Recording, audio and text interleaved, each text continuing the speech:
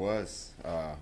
There's a beauty to eight-man football. It's fun to watch, and good to see these guys, young kids, have a chance to come play in Memorial Stadium. It's a lot of fun. Scott, I know that you've talked in the past about how you weren't really measuring the end of the season based on wins and losses, but just as an overview, to have the opportunity to finish 5-1 after starting 0-6, how big of a deal is that for this team? Well, you don't have to know a lot about football to see that we're playing a lot better in the second half than the first.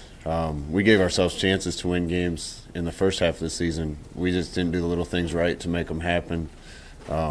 We're starting to do some of those things right now, and we've given ourselves chances to win a few of these, and we've capitalized on them. We're playing a really good team again Friday, so hopefully we play well enough to give ourselves a chance, and then all those little things and the discipline and doing things the right way, hopefully will get us over the top. I know there's sometimes just stray injuries that you can't help, but overall, how have you felt like your team has held up through the course of the Big Ten play in your first year? We've had some injuries that you kind of can't help that are just going to happen in football, but every year I've been around Zach Duvall and his strength staff, we've been one of the healthiest teams around. And I think a lot of the injuries that had kind of plagued Nebraska players before have been limited this year.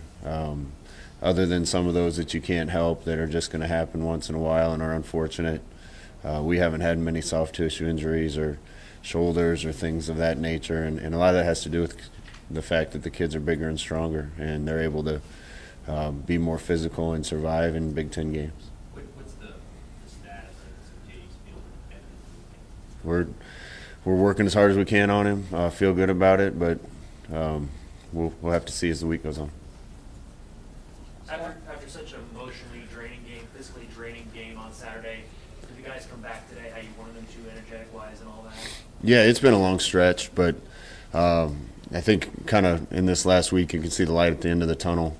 We got to get a bunch of work done in a shorter amount of time this week, so we actually had a full practice like a Tuesday today, had the guys back in for a walkthrough to try to introduce the game plan last night. Guys' tanks are a little bit empty, but we got enough to get us through one more week, and I was really happy with the enthusiasm out there today.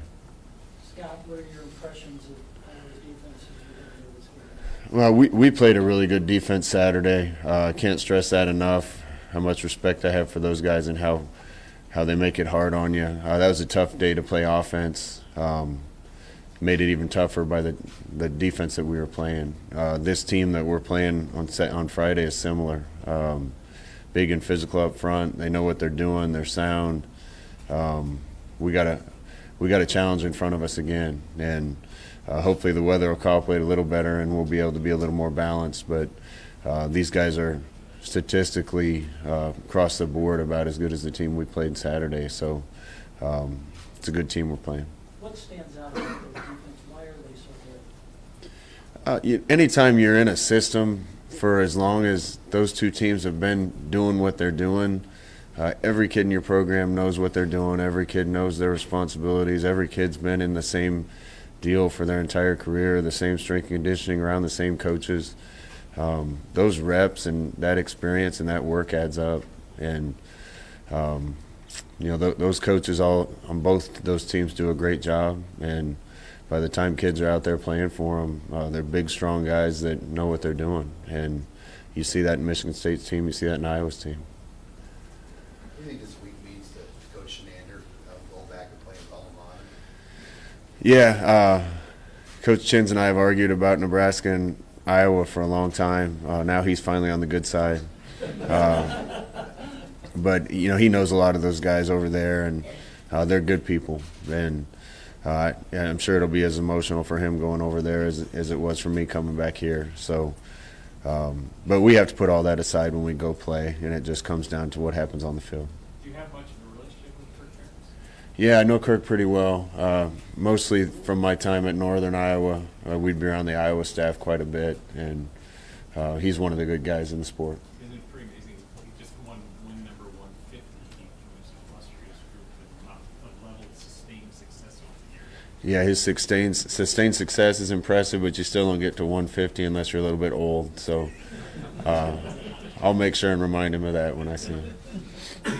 What would you say about just the job Eric Chenander's done with this group when you think about where you were in August and where you are now with the defense? That was a big win for us in a lot of ways. I think the biggest was to kind of set the stage for the black shirts deciding that they can win games for us. And if you'd told me we were going to win a game ever here where we didn't score an offensive touchdown, I thought you were crazy. It was certainly a defensive day, not an offensive day, but our defense had to step up. And games like that are going to help you build confidence, help you build on things that you need to improve for the future. You know, I think those guys have done an unbelievable job with what they have, what we walked into, and they've got these guys that are playing on defense, playing about as well as they can. So we need to do that again Friday. Scott, in what ways might Adrian benefit from a game of that nature? You know, when we watch the tape, talk to Mario about it, believe it or not, he played one of his better games. Just understanding in those situations that it isn't going to be a track meet and a video game type deal on a day like that. On a day like that, you got to just be patient, be smart with the football, and wait on your opportunities to make a couple plays here and there. And I thought for the most part he did a really good job with that. But that's all part of his learning process. Every game there's still things that he's learning and things that need to get fixed. The great part about him is he fixes them the next week. So he'll get used to the cold after living here for a while. Hopefully we won't have a game like that for a long time. But I thought a bunch of guys grew up in that game, showed a lot of courage in that game and a lot of resolve in that game. So it was a great team win for us from that perspective. Can you sense from your players that this game is important to them, not only because they view Iowa as a rival, but the last couple of games that they've had against Iowa? This game's important. All the games have been important. Rivalry games, I've said this a bunch, they're kind of for the fans more than the players. We have to prepare like we're playing anybody else. I got a lot of respect for their coaching staff and their program, so there's not any animosity or hatred between the coaches. I know the fans probably argue and don't like each other, but they run a good program. We're trying to run one here. We're going to prepare just like it's any other game, and I think what you mentioned at the end, that the big part is we got a bunch of momentum going right now, and it'd be great to cap the thing off with another good game. I'm not sure how much you've watched their offense, but what kind of weapons they have with two tight ends that can do. Yeah, I've certainly watched them enough to know that they're really good on offense. Been impressed with, I think they're more multiple than they used to be. Do a good job throwing it, mixing it up with formations, and then they got guys that can hurt you. The two tight ends are as good as there is in this league. Watching them as we've been preparing for other people, both those guys are great players, can really run, can do everything you ask a tight end to do. So we'll have an eye on them. You're committed to Black Friday and locked into it, but do you love the short week? I know you had one last year against USF, sorry. Do you like it? I mean, is that something you enjoy? I don't know as a coach if I enjoy it, trying to get all the work done in a week. You know, we kind of stuck around after the game on Saturday and looked at some film. I had a bunch of recruits in town, had to do that a lot of Sunday, and then had to have a walkthrough right away the day after a game. It's not ideal, but around here that's a tradition, and I think that's probably more important than getting us another hour or two of sleep. When you were a player, in 96 and 97, did you like having that stage on Friday? You know, I think the stage is awesome for our program and for whoever we're playing on that day. When I was a player, I didn't care when or where we were playing. I just wanted to play. So I think our guys feel the same way. For you guys as a staff after this game, how quick does recruiting come and all the in-homes and whatnot? How big will that stretch be in those 3 weeks that you can be on the road to kind of close out this first part of the recruiting cycle?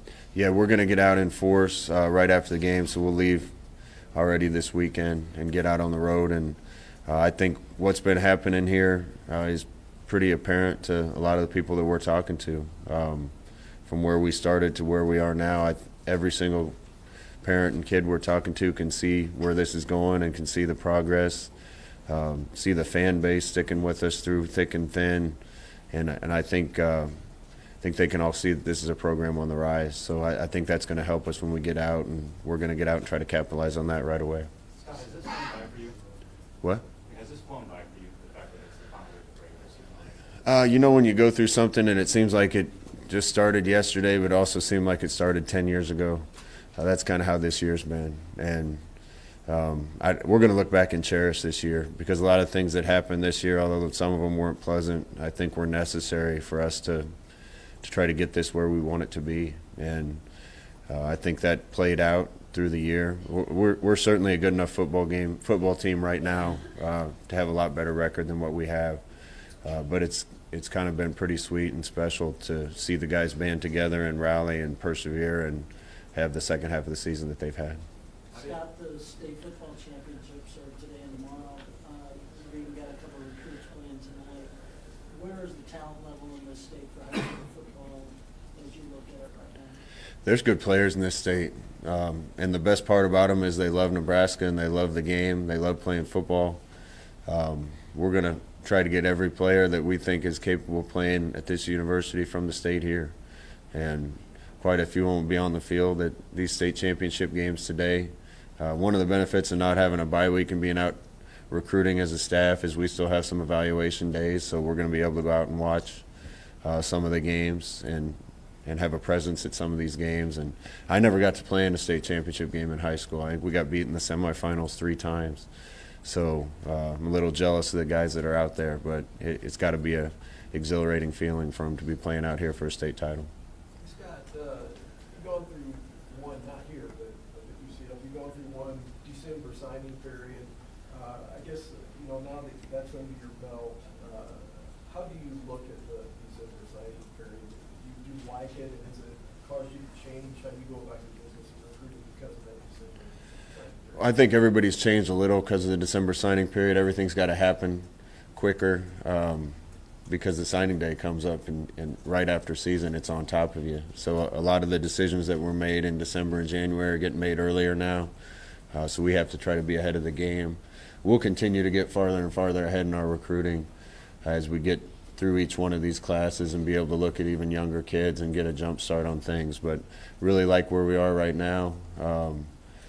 We need to add some more talent to this team, make sure that we're putting the good talent that we have right now in the best possible position to win. And in order to do that, we need to add some pieces. Looking forward to get out and recruiting and selling what I think everybody can see is happening here. Scott?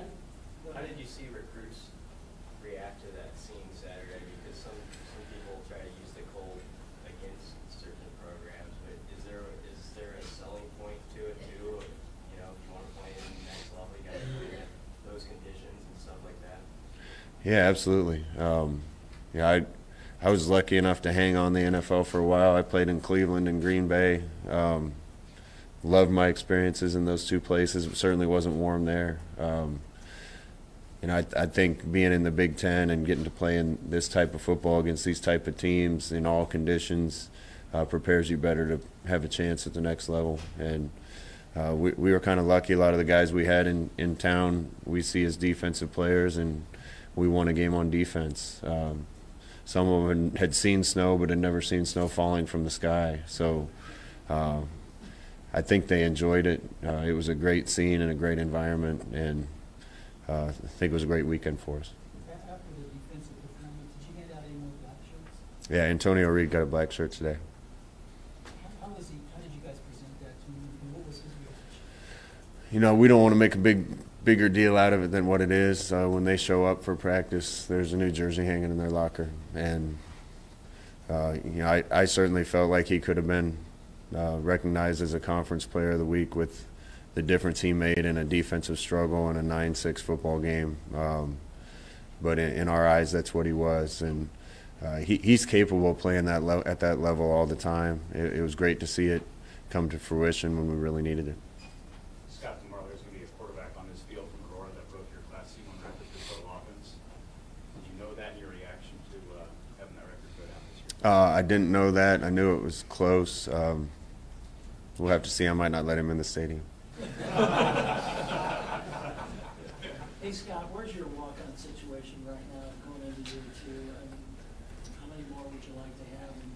what's that situation like? We're going to keep building the walk-on program. You know, it's one thing just to have numbers on a team. It's another to have guys that we genuinely feel like can contribute to this program, that we're going to work with and build, and that can become not just players but starters on this football team. So if there's a young man that we think can be a great player here, we're going to try to get him in this program. And hopefully in the future, the guys that are walk-ons on this team are competing against one another to get an opportunity to play, to get an opportunity to stay on the team and be a part of what we're building. And so we'll keep trying to push the numbers, but at some point they're going to have to compete for spots like anybody else, and that's only going to make us better.